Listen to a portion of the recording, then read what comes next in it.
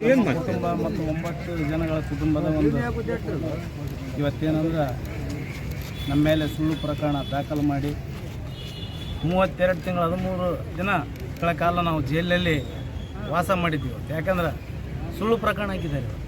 ಅದರಲ್ಲಿ ಏನಾದರೂ ಸತ್ಯ ಇದ್ದರೆ ನಮಗೇನು ನೋವು ಆಗ್ತಿದ್ದಿಲ್ಲ. ಅದು ಇಡೀ ಕುಟುಂಬಕ್ಕೆ ಕೊಟ್ಟಂಥ ನೋವು ದೊಡ್ಡದಿದೆ. ಆದರೆ ಯಾರ್ಯಾರು ಅದರಲ್ಲಿ ಇದನ್ನು ಮಾಡಿದ್ದಾರೆ, ಆ ಧರ್ಮಸ್ಥಳ ಮಂಜುನಾಥ, ಮಂತ್ರಾಲಯ ರಾಘವೇಂದ್ರ, ತಿರುಪತಿ ವೆಂಕಟರಮಣಗೆ ನಾವು 25-26ನೇ ತಾರೀಕಿಗೆ ಹೋಗಿ ನಾವೆಲ್ಲ ಭೇಟಿ ಕೊಟ್ಟು ಬೇಡಿಕೆ ಮಾಡಿದ್ವಿ.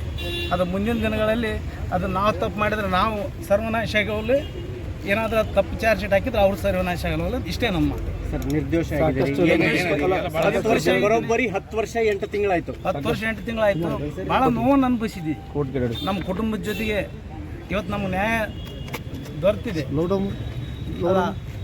ಅದರದೇ ನಮ್ಮದು ಹೆಚ್ಚಿನ ಒಂದು ಸಂತೋಷ ಇದೆ ಹೊರತಾಗಿ ಉಳಿದದ್ದು ನಾವು ಏನು ರಾಜಕೀಯ ಬಿಟ್ಟರಿಂದ ಆಗಿತ್ತಾ ಅದು ನೋಡ್ರಿ ಏನೇನಾಗೈತಾನ ಅದು ಮಾಡಿದವ್ರಿಗೆ ಆ ಧರ್ಮಸ್ಥಳ ಮಂಜುನಾಥ ನಾವು ಯಾರ ಬಗ್ಗೆನೂ ಹಾಕಿದ್ರು.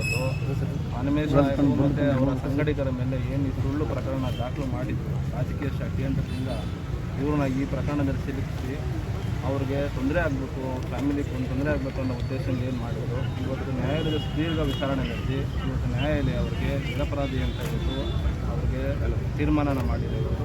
ಅವ್ರದ್ದು ಪ್ರಕರಣದಲ್ಲಿ ಅವರ ಪಾತ್ರ ಇಲ್ಲ ಅನ್ನೋದನ್ನ ನ್ಯಾಯಾಲಯ ಇವತ್ತು ಅವರಿಗೆ ನಿರಪರಾಧಿ ಅಂತ ಇವತ್ತು ಜಡ್ಜ್ಮೆಂಟ್ ನೀಡಿದ್ದಾರೆ.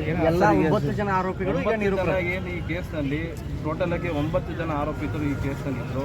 9 ಜನ ಈ ಕೊಲೆನ ಮಾಡಿದ್ದಾರೆ ಅಂತ ಪೊಲೀಸರು ಏನು ಚಾರ್ಜ್ ಶೀಟ್ ಹಾಕಿದ್ರು. ಆ ಚಾರ್ಜ್ ಶೀಟಲ್ಲಿ 76 ಜನ ಸಾಕ್ಷಿದಾರನ ನ್ಯಾಯಾಲಯದಲ್ಲಿ ವಿಚಾರಣೆ ನಡೆದಿತ್ತು.